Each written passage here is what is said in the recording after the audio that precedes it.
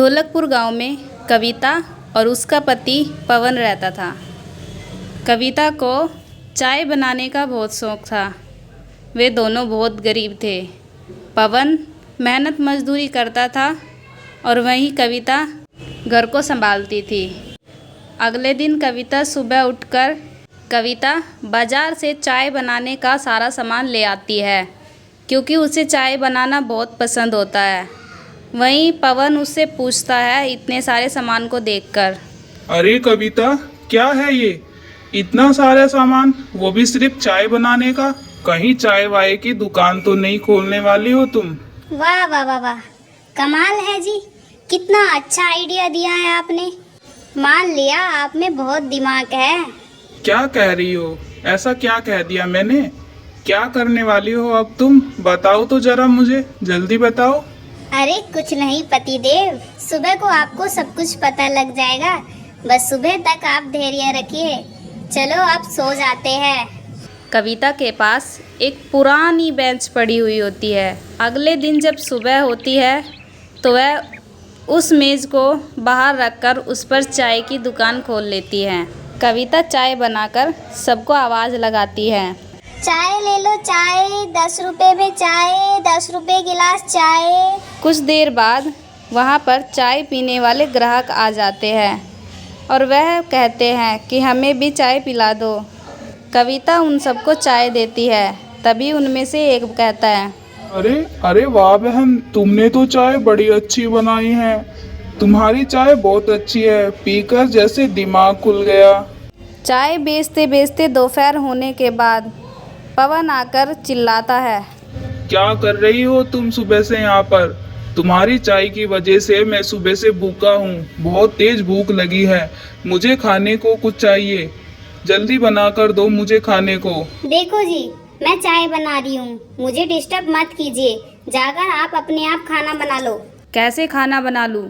Gas cylinder तो तुम्हारे पास है और साथ चूल्हा भी। अरे ये तो मेरे याद नहीं था। चलो आप शाम को ही मिलेगा खाना, लेकिन तब तक आप चाय पीजिए।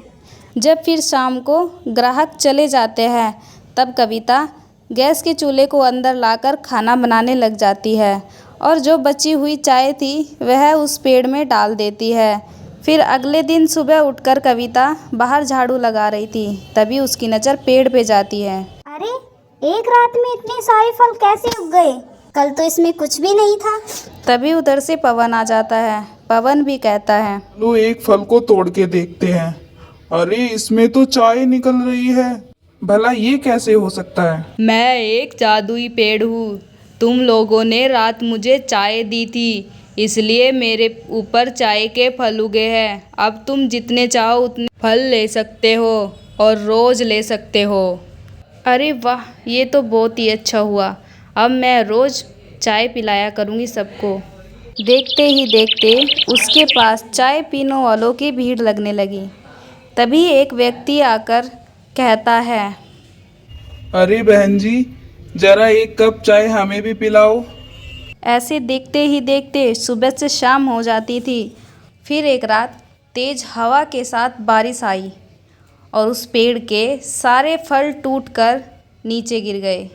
यह देखकर कविता बहुत दुखी होती है और ज़ोर ज़ोर से रोने लग जाती है और कहती है, हे भगवान, ये आपने क्या किया? क्या हम जिंदगी भर गरीब ही रहेंगे? मैंने सोचा था कि हम इससे कुछ पैसे जोड़ पाएंगे, हमारा जीवन भी अच्छे से चलने लगेगा। कविता की बाहर गेट पर बैठे बैठे ही आंख लग जाती है। सुबह उठकर वह देखती है उस पेड़ पर जुकेतू फल लगे होते हैं। कविता बहुत खुश होती है और दोनों पति पत्नी मिलकर चाय बेचने का काम करते हैं।